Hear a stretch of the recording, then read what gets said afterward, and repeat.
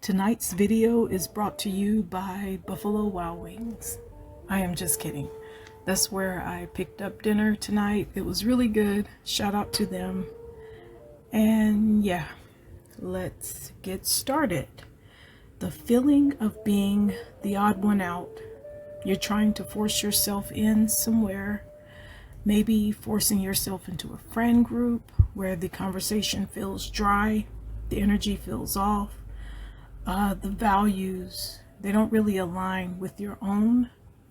Maybe you're clinging to a past activity or relationship that no longer resonates with who you are becoming. That discomfort or the sense of not belonging could very well be a divine nudge from the Lord. This message I'm bringing to you guys tonight will be coming from a dream I had. I feel led to share where I was around a group of women, and I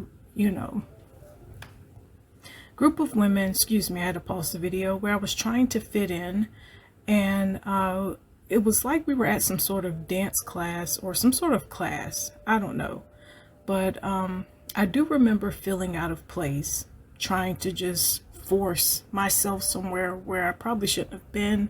The energy felt off. And I remember asking the main girl or the instructor of the group if I can join like their dance class or exercise class or whatever it was. And she just smiled and told me no.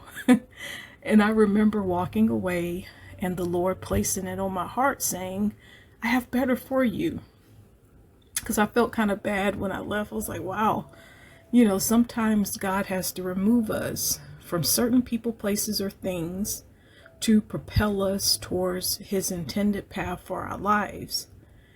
And yeah, this process feels, it rarely feels comfortable. I'm gonna say it that way. For anyone that's going through it right now, it's not comfortable.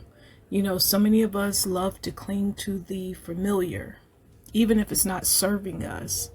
Forcing ourselves into situations we've outgrown, it can slow down or hinder our growth and prevent us from embracing the opportunities God has in store.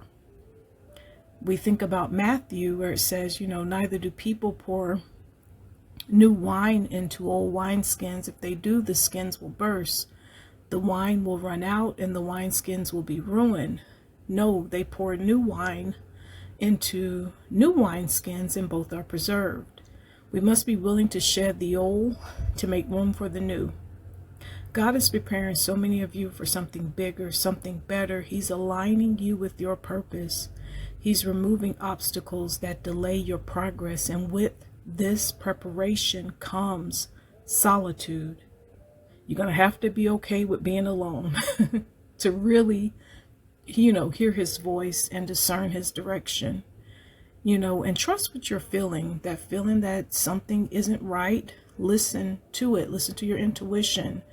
It could be God gently guiding you away from something that's no longer meant for you. With prayer, ask God to reveal his plan. Lord, reveal your plan for my life and give me the courage to follow it. I remember in the dream just really wanting to be a part of something that I was not called to be a part of. That's why things felt so off. I remember in the dream feeling alone, even though I was around these people. If you're going through this right now, I want to remind you that the Lord wants you to embrace the solitude. Don't be afraid. Use it as a time for self-reflection, prayer, and spiritual growth. Even though you can't see it yet, God may be leading you to a completely different path, better than you ever imagined. Remember, sometimes it's better to be alone, aligned with God's purpose, than surrounded by the wrong people hindering your growth. Trust the divine discomfort. Embrace the journey.